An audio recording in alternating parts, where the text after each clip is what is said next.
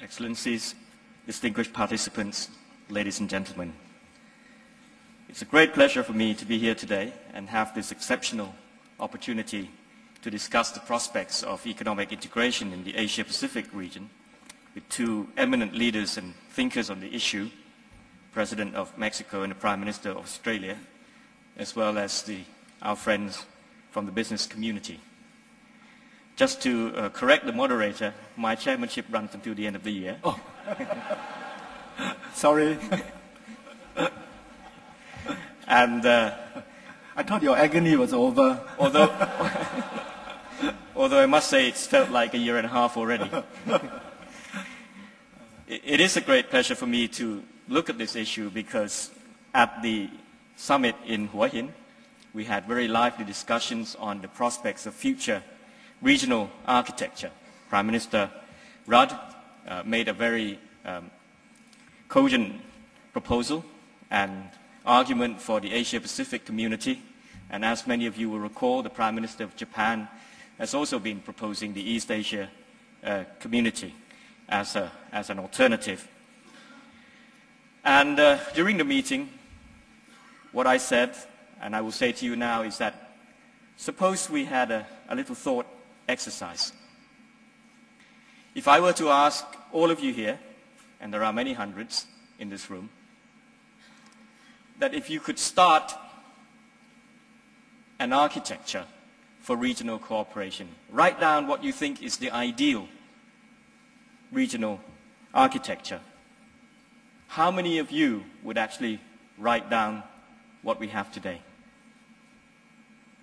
And a good bet would be that none of you would come up with the current regime of ASEAN, ASEAN plus 3, EAS, ARF, APEC, or ASEM, if we talk about the global architecture. And I think that's what drives some of the arguments that somehow the current regional architecture is somewhat untidy, is not ideal, and therefore provides some arguments about whether these architectures are adequate. But the fact of the matter is, the world doesn't work like that. And it would be unfair to think about regional cooperation architecture in abstract. A more appropriate way of looking at the architecture that we have today is to ask the right questions. Are the current architectures serving the needs of the people in the region? Can they complement each other? And whether they continue to evolve to respond to the changing circumstances and challenges that we all face, particularly in this era where we see clearly that changes are rapid, they are driven by technology, they are driven by what you in the private sector do, as well as some of the global challenges that we have faced on unprecedented level, like issues concerning climate change.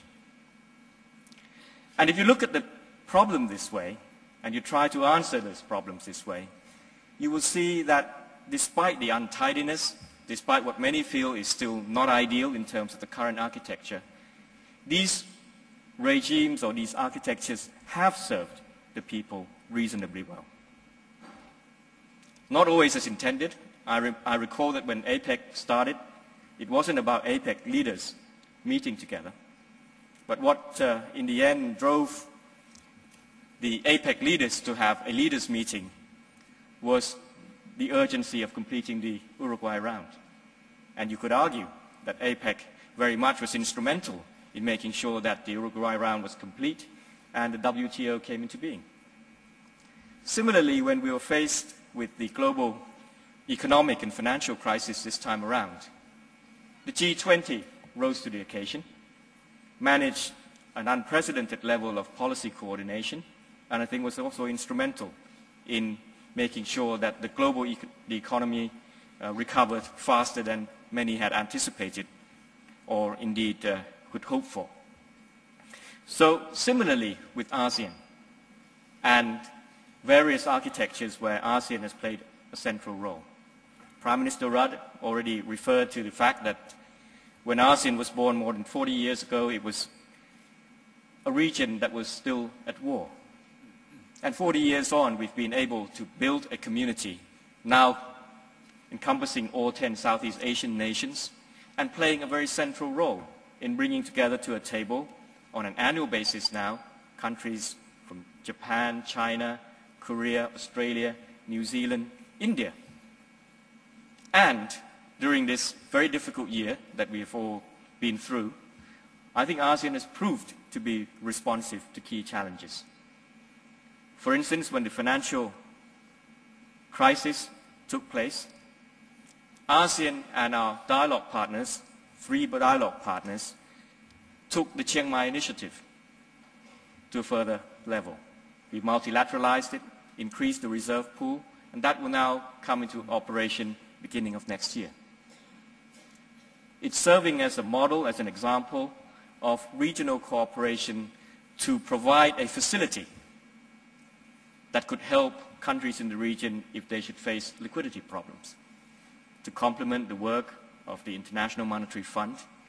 And I think that this initiative, if taken by other regions in the world, would give us more alternatives and also make sure that the work of the IMF itself is more accountable to the people of developing countries in particular.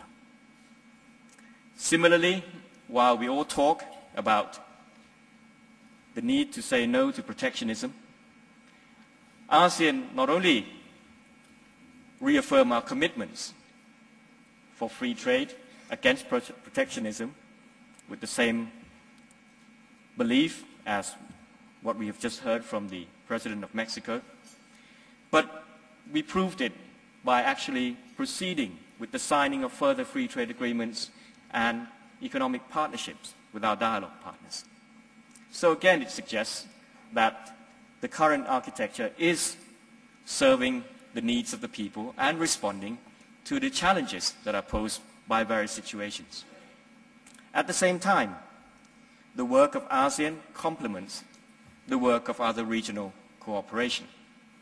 We provide the core for the East Asia Summit and the ASEAN Plus Fora, including the ASEAN Regional Forum, as well as ASEAN and Dialogue Partners Summit. At the same time, it is also clear that ASEAN as a group is able to bring around the table leaders of significant economic powers, which it would be very difficult to imagine them getting together if ASEAN did not provide this centrality. But of course, ASEAN centrality has to be earned. And that is why it is important for ASEAN to continue to evolve, which brings me to my final point, which is that the regional architecture, while it is serving us well and adequately, should not make us complacent.